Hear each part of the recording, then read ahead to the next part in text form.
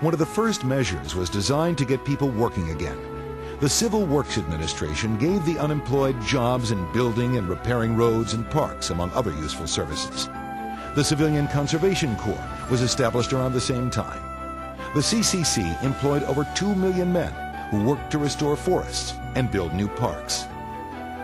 The National Industrial Recovery Act, passed in June 1933, was passed in an attempt to fix the problems in industry. The NIRA created the National Recovery Administration, which boosted declining prices and allowed trade organizations to form between competing companies. These companies were allowed to set minimum wages and minimum prices, and this was seemingly in violation of the Sherman Antitrust Act. Eventually, the Supreme Court ruled that much of the NIRA was unconstitutional because it allowed competing business to form unions that could be considered monopolies. One of the most important parts of the NIRA remained intact, however. The Public Works Administration was created to give more unemployed Americans a chance to earn a living while bettering society. Workers of the PWA built schools, paved roads, and constructed dams. Roosevelt was also sensitive to the plight of the nation's farmers.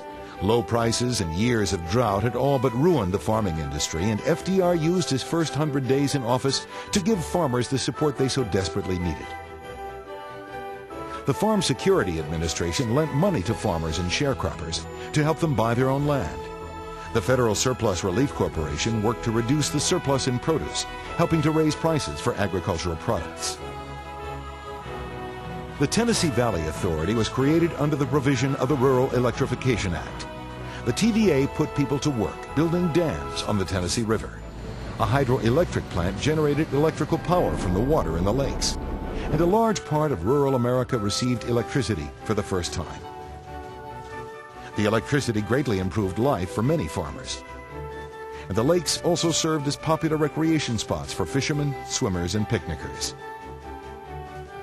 President Roosevelt was well aware that the economy was in a state of emergency. While programs like the TVA, the CCC, and the PWA created jobs for the unemployed, FDR knew there still weren't enough jobs for everyone who needed work. His answer was the Federal Emergency Relief Administration. The FERA was authorized to give a total of $500 million to individual states to help their relief organizations. This money was used to help those who were in dire need of food, clothing, or shelter. But it was left up to the states to decide how best they could utilize the money. The monumental reform legislation passed during the first 100 days of the Roosevelt administration sent a powerful message to the American people. The relief, recovery, and reform measures proved to the country that the president was committed to easing their suffering. But these very measures came with heavy price tags. To cope with the cost, the administration operated on a system called deficit spending. Simply stated, this meant that the federal government was spending more money than it was collecting in taxes. Roosevelt and his cabinet felt that by keeping taxes low and spending money, they would give the American people more money to spend and invest. When the economy bounced back, the government would recoup their losses by raising taxes and reducing spending.